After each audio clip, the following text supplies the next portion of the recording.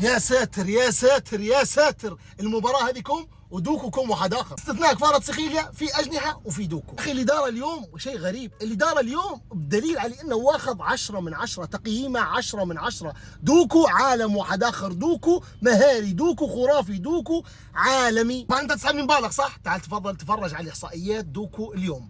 ثاني اكثر لاعب لمس الكره 68 مره، اكثر لاعب صنع فرص 6، اكثر لاعب قام بعرضيات ناجحه 2، اكثر لاعب قام بمراوغات ناجحه 6، اكثر لاعب كسب صراعات 11، اكثر لاعب صنع فرص محققه للتسجيل 2، حصل على تقييم 10 من 10. تعال تفرج واستمتع شندير دوكو في اخر 3 مباريات مع مانشستر سيتي. ضد ساندرلاند اسيست وجول، ضد ايفرتون جولين، ضد برينتفورد اليوم جول، يا ريتها جول عادي، جول عالمي خرافي من الزمن الجميل، ارتو في البعيده. يا اخي هذه الخريطه الحراريه لدوكو، تفرج على تحركات دوكو، تفرج على متعه دوكو، تفرج على اللي قاعد يدير فيه مع مانشستر سيتي. يا اخي اقسم بالله العظيم انك انت عالم واحد اخر. الدوري الانجليزي حاليا نار وشراره، الدوري الانجليزي تو حاليا اي تعثر المانشستر سيتي او الارسنال رسميا خسرت الدوري، مع ان بيب جوارديولا عنده 3 مباريات صعبات، لكن الارسنال عنده مباراتين، خاصه المباراه الاولى ضد ويست هام في ارض ويست هام. اي تعثر للارسنال رسميا خسرت الدوري، وبيب جوارديولا مستحيل انه هو يفرط في الدوري